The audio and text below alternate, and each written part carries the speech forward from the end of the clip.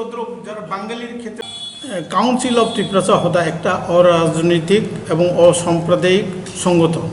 ত্রিপুরা প্রকৃত ভূমিপত্র ত্রিপ্রাসাদের কৃষ্টি সংস্কৃতি ঐতিহ্য অতিষ্ঠ রক্ষায় কাউন্সিল অফ ত্রিপুরা হদা অঙ্গীকারবদ্ধ। কাউন্সিল অফ ত্রিপুরা হদা চায় না এই রাজ্যে আর কোনো ধরনের বিদেশি অনুপ্রবেশগত, কারণ এক সময় এই রাজ্যের ভূমিপত্র ত্রিপ্রাসা সংখ্যাগুরু হলেও কালক্রমে বিভিন্ন ঐতিহাসিক কারণে আজ সংখ্যালঘু বলতে দ্বিধা নেই। রাজ্যের প্রকৃত বাঙালিরাও আজ সংখ্যালঘু অবাধে বিদেশি অনুপ্রবেশের ফলে।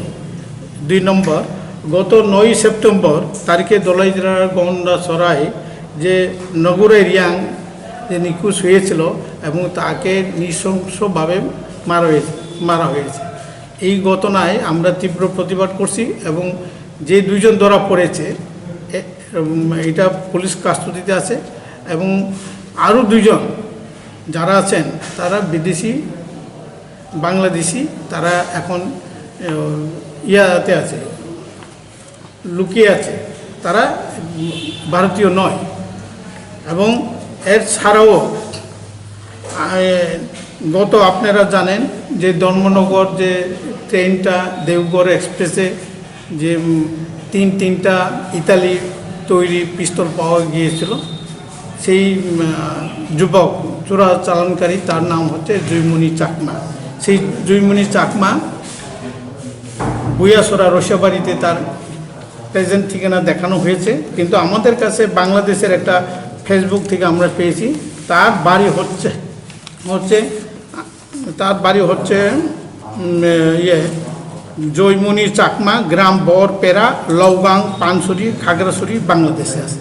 মানে তারা দ্বৈত নাগরিক নিয়ে ইন্ডিয়াতে বিশেষত নর্থ ইস্টে এইটা চোরাচালান, অস্ত্র চোরাচালান তারা করছে।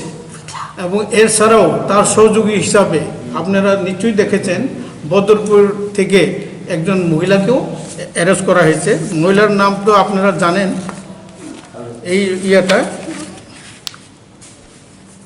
শৈলরানী চাকমা যে মহিলাতে ধরা। এর ছাড়াও আরও অনেক আছে, সেটা আমরা কাউন্সিল অফ ত্রিপুরা হদার তরফ থেকে বলতে চাই যে এই যে রাইমা ভ্যালি সামনো এলাকায় এবং কাঞ্চনপুর পেচারতর এলাকায় বাইরের বিদেশি অনুপ্রবেশকারী যারা আসে তারা ধরাতে আমাদের যারা ভূমিপত্ররা কি বাঙালি কি পাহাড়ি সবাই ভীত সন্ত্রস্ত।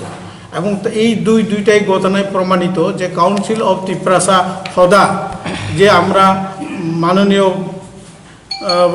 ভারতীয় স্বরাষ্ট্রমন্ত্রী অমিত শাহজিকে আমরা যে চিঠি পাঠিয়েছিলাম যে এখানে উগ্রপন্থীর ক্যাম্প আছে নারকেল বাগানে, সেটা আজকে সত্য প্রমাণিত হয়েছে এই দুটি ঘটনায়। এবং শৈলরানী চাকমার বাড়িও ওই ডুম্বুরনগর এলাকায়। তাহলে এটাই প্রমাণ করে যে এই ত্রিপুরা রাজ্যে এবং নর্থ ইস্টে তারা অস্ত্র চোরাচালানি কারবার করছে। আর আমাদের কাছে একটা বাংলাদেশ থেকে একটা ফেসবুকের মাধ্যমে আমরা পেয়েছি দি রিপাবলিক অফ জম্মুল্যান্ড, এখানে স্পষ্ট করে করা আছে যে অস্ত্র চালানকারী করছে এবং তারা এইখানে বিবৃতি আছে, আপনারা চাইলে আপনাকেও দিতে পারি। এটা জাস্ট আমরা কপি পেয়েছি, এটা আপনাকে দিলাম, বাংলাদেশ থেকে এটা হোয়াটসঅ্যাপে উঠেছে।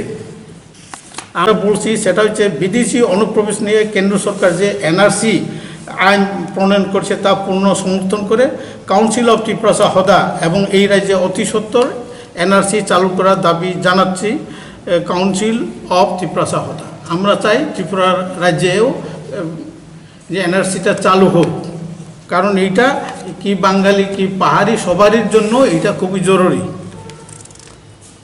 এরপরে আপনারা ধর্মনগরের কথা তো বললাম, এরপরে এই যে রিপাবলিক যে চাকমা এই যে কথাটা আমি যেটা বলেছিলাম এখানে উল্লেখ করেছি, বাংলাদেশ সামাজিক মাধ্যমে গত 10ই সেপ্টেম্বর প্রকাশিত তথ্যের মতে জনমণি চাকমা তিনি একজন বাংলাদেশের নাগরিক এবং চাকমা সশস্ত্র বাহিনীর সদস্য। বাংলাদেশে তার নাম জয়মণি চাকমা, গ্রাম বরপেরা, লৌগাং, পানসুরি, খাগড়াছড়ি, বাংলাদেশ। তিনি বর্তমানে ভারত ও বাংলাদেশের দ্বৈত নাগরিক। এছাড়াও দলমণি চাকমা, রাজু চাকমা, আসাম চাকমা, নাগা চাকমা সহ আরও অনেক অস্ত্র চোরাচালানকারী রয়েছে।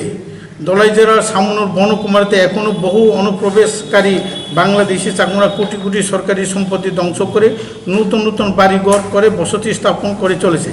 রাস্তার পাশে সরকারের মূল্যবান গাছপালা কেটে জমি চাষ করছে বেআইনিভাবে।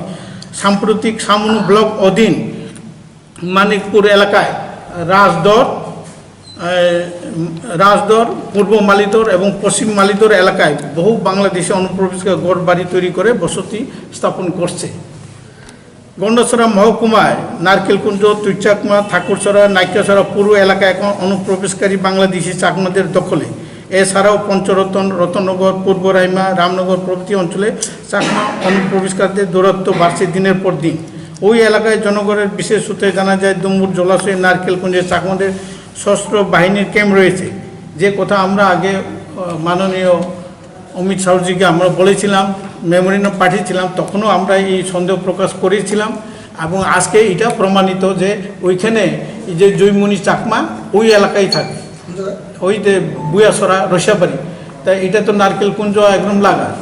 তাহলে এই সব অঞ্চলে প্রচুর বাইরের লোক রয়ে গেছে এবং দুঃখের সঙ্গে জানাতে বাধ্য হচ্ছি যে বর্ডার রুটে বিএসএফের টহলদারি হচ্ছে কি হচ্ছে না, অহরহ আসা যাওয়া করছে এবং প্রতি শুক্রবার রসাবাড়িতে যে বাজার হয়, উইকলি মার্কেট দেওয়া হয়, ওইখানে দেখা যায় প্রচুর বাংলাদেশি আছে। শাক সবজি থেকে শুরু করে শুকর, মুরগ, পাতা সব বিক্রি করে এবং ইন্ডিয়ান সব জিনিসপত্র কিনে চলে যায়। এই অবস্থায় রয়ে গেছে। তাহলে এইটা বিএসএফ কি কাজ করছে না এটা আমরা বলতে পারছি না আর কি।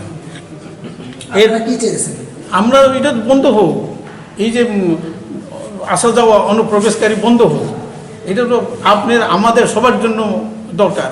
আমরা প্রথমেই বলেছি যে এখানে আর অনুপ্রবেশ হোক আমরা চাই না। তাহলে এই অবস্থায় আমরা চাই যাতে এই অনুপ্রবেশকারীটাও বন্ধ হোক, কারণ এখানে যারা বাংলাদেশি বাঙালি ভূমিপুত্ররা তারাও আজকে এই বিদেশির কারণে তারা অর্থনৈতিকভাবে চাকুরির ক্ষেত্রে অন্যান্য বাসস্থান ক্ষেত্রে তারাও অনেক কষ্টে আছে। ঠিক চাকমা বাইরা যারা ভূমিপুত্র চাকমারা তারাও এই বহিরাগত চাকমাদের জন্যে তারা আজকে চাকরির ক্ষেত্রে হোক, বাসস্থান ক্ষেত্রে হোক, এসটি সুবিধা পাওয়ার ক্ষেত্রে হোক, তারা বঞ্চিত। কারণ যেসব লোক বাংলাদেশ থেকে আছে তারা এখানে এসে আমি উদাহরণ দিয়ে বলছি, এইবার যে